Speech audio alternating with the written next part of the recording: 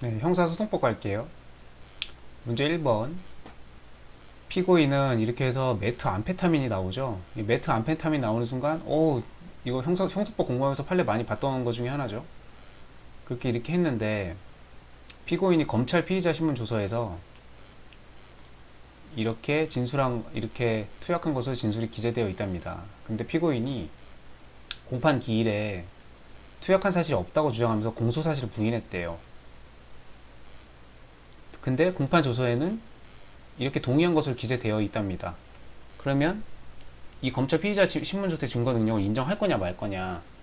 지금 신문조서에는 이렇게 진술한 것으로 기재가 돼 있고, 근데 공판 기일에서는 부인을 하고 있고, 공판 조서의 증거 목록에는 이게 검찰 피의자 신문조서에서 동의한 것으로 기재가 되어 있답니다. 이거 어떻게 할까요? 그 문제인데, 이거는 판례가 있죠. 간단하죠. 검찰 피의자 신문조서는 이거 312조 1항 피고인이 반드시 동의를 해줘야 되죠. 그래서 피고인이 동의를 공판 기일에서 이렇게 공소 사실을 부인하고 동의를 안 하면은 이렇게 기재가 되어 있더라도 그냥 인정되지 않는 것으로 바뀐다고 했죠. 그리고 이렇게 공판 조서에 이렇게 동의한 걸로 기록이 돼 있다고 해도 이거는 그냥 착오 기재거나 잘못 기재된 것으로 이해할 수밖에 없다. 그래서 그 판례 적어주라는 거 그거 떠올리고 그냥 판례 공부한 대로 그냥 문구 그냥 그대로 그냥 따서 그냥 적어주면 됩니다.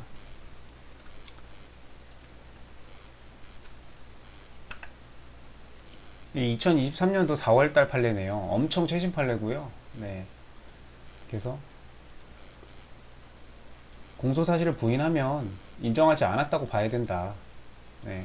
검사가 작성한 피의자 신문조서는 반드시 피고인이 동의를 해야 되기 때문에 312조 개정된 조문이죠. 굉장히 중요한 조문이죠. 뭐 2022년 1월 1일부터 개정 시행된 검사가 작성한 피의자 신문조서 굉장히 중요하다고 그랬었고 최신 판례기도 하고요. 너무 그냥 핫한 부분이라서 또 공소 사실을 부인하면 바뀝니다. 네, 부인하는 순간 인정 안 돼요. 인정 안 되고 공판 조서에 그렇게 기록이 되어 있더라도 그것은 착오 기재거나 동의로 조서를 잘못 정리한 것으로 이해될 뿐 이걸로 인해서 검찰 피의자 신문 조서가 증거 능력을 가지게 되는 것은 아니다. 이미 시험장을 들어가시는 분들이라면 이런 최신 판례, 이런 최신 이슈, 이런 내용은 당연히 알고 있어야 되고요. 알고 있으리라 생각하고 이런 내용들 착오 기재거나 조서를 잘못 정리한 것일 뿐 이런 판례 내용들을 그냥 그대로 그냥 이게 최대한 그냥 내 생각은 빼고 그냥 이렇게 발라주면 됩니다. 그냥 누가 더 잘 바르냐 이런 전형적인 문제죠. 2번이요. 갑과 을은 이렇게 해서 특수 절도의 점과 둘이 공범이라는 얘기죠. 그리고 나서 노상에서 이거 가지고 상호 폭력을 가했대요. 자, 그 구속 기소됐답니다. 자, 공범인 공동피고인이죠. 각과 을은 제1회 공판기일에서 검사가 신청한 증거에 대하여 밝히면서 이렇게 해서 다 부인하거나 부동의하고 있답니다. 자, 이제 재판부가 이 공소사실에 관한 피고인들의 법정 진술이라고 못 박아줬죠. 지금 다른 문서나 뭐 증거 능력, 경찰 피의자 피신조서, 검사 작성 피신조서 이런 게 지금 문제가 되는 게 아니에요. 어떤 증거, 휴대폰, 뭐 노트북 이런 거에 대한 지금 증거 능력을 밝히는 게 아니죠. 그냥 피고인들의 법정 진술 이걸 유죄 증거로 사용하려면 어떻게 해야 되냐요. 유죄 증거로 사용할 수 있죠. 공범인 공동 피고인은 재판정에 지금 둘 다 나와 있죠. 둘 다 나와 있기 때문에 갑한테 물어보면 갑이 뭐라고 뭐 얘기를 하면 을이 지금 바로 옆에서 듣고 있잖아요. 그럼 을이 바로 반대 신문을 할 수가 있죠. 야, 너 뭔 소리야? 뭐 이렇게 하기로 했었잖아. 그리고 이거는 왜 너 거짓말해? 뭐 이렇게 서로 싸울 수가 있죠. 그럼 갑은 또 그 자리에서 바로 듣고 갑과 을이 지금 실시간으로 지금 반대 진술권 행사가 가능하단 말이죠. 그래서 이 공범인 공동 피고인이 지금 같은 법정에서 지금 이렇게 재판이 진행 중인 경우에는 이 법정에서 이 둘이 하는 진술은 서로가 서로에게 그 보강 증거가 된다. 그렇기 때문에 보강 증거로 쓸 수 있다. 그래서 재판상 법정에서 피고인의 자백이 유일한 증거일 때는 유죄 증거를 하지 못하죠. 그러니까 자백 플러스 뭐 보강 증거가 있어야 돼요. 그래서 그렇게 칼을 찾는 거죠. 네. 피 묻은 칼을 찾아야죠. 피해자의 혈흔이 묻은 칼을. 그래서 그렇게 칼을 찾는 건데 자백만으로는 유죄를 때릴 수가 없으니까. 근데 이렇게 공범인 경우에는 서로의 그 자백이 된다. 이거 너무너무 중요한 내용이고 형소법을 공부한 사람이 이거를 모른다? 이거 말이 안 되죠. 네. 판례 잠깐 볼게요. 15점이었고 그냥 막 여기저기 있는 판례에서 그냥 중요한 문구들 다 따왔습니다. 네. 형사소법 310조의 피고인의 자백에는 포함되지 않으므로 다른 공동 피고인에 대한 범죄는 이제 증거를 쓸 수 있다. 보강 증거가 될 수 있다. 서로가 서로에게 공동 피고인은 법정 진술을 얘기하는 거예요. 법정 진술. 자백은 반대신권이 보장되어 있다. 독립한 증거 능력이 있다. 이거 그냥 다 기억나는 대로 써주면 됩니다. 문제 3번. 총 20점, 10점씩이네요. 피고인이 소년에 해당하여 15년, 7년. 이거 그거죠? 그 판례. 그래서 얘네 둘이 합쳐가지고 둘로 나누면 된다. 11년. 15년에서 4년 줄이면 11년 되고 4년 더하면 11년이죠. 두 개 더해서 2로 나누면 됩니다. 평균 내면 돼요. 부적법하다. 이건 그냥 뭐 그러니까 이게 이제 그걸 알아야죠. 이 소년범의 경우에는 보통 성인은 이제 유죄 판결을 받으면은 뭐 강도를 했든 강간을 했든 뭐 살인을 했든 뭐 이게 받으면은 단일한 형을 받죠. 뭐 징역 14년에 처한다. 징역 6년에 처한다.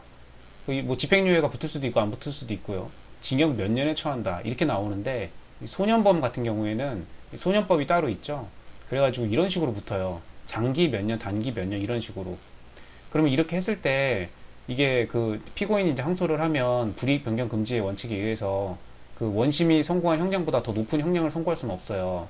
그럼 이제 성인 같은 경우에는 징역 6년 이랬으면은 그 6년보다 항소심 법원에서 덜 때리면 돼요. 그거보다는 그걸 초과하지 않으면 돼요. 기준점이 명확하죠. 점으로 표시되어 있으니까.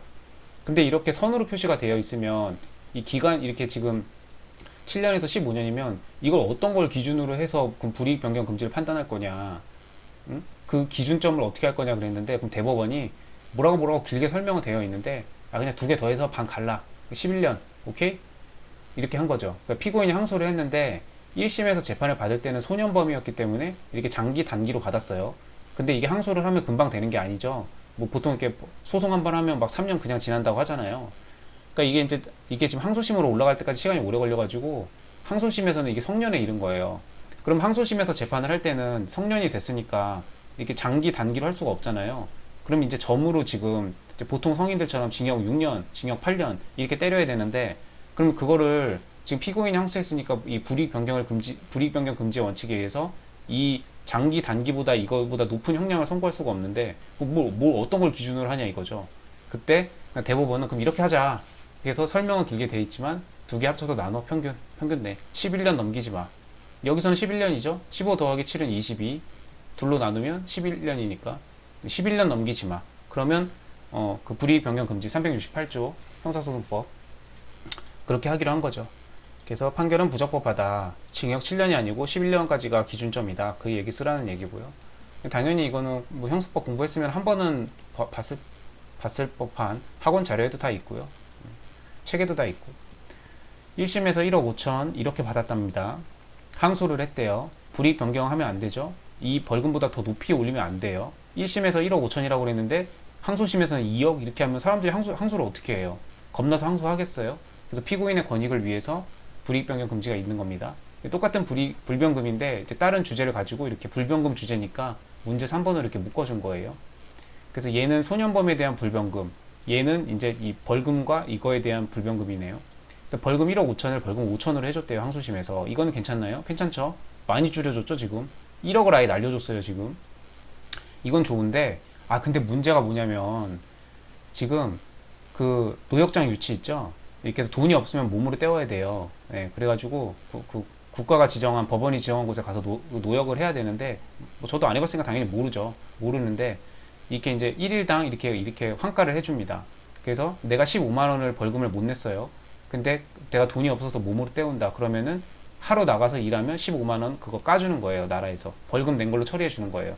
내가 하루 나가서 일했으니까 노동으로 때운 거죠. 그럼 내 일당이 15만 원이란 얘기예요. 근데 이게 5만 원당 1일로 환산 기준이 바뀌면 나는 옛날에는 하루만 일하면 됐는데 똑같이 15만 원을 채우려면 지금 이제 3일을 일해야 되죠. 그럼 이거 불이익 변경 아니냐 이렇게 문제가 됐던 거예요. 그래서 이건 좀 헷갈리죠. 이거는 확실히 이거는 괜찮은데 이거는 좀 불리하네. 불리한 거 맞잖아요 지금. 하루만 일하면 되는 게 지금 내 일당이 지금 감소해 됐잖아요. 내가 옛날에는 하루 일하면 15만 원을 까줬는데 지금은 5만 원씩밖에 안 까지니까 3일을 나가야 돼요. 3번을 나가야 돼요. 3일.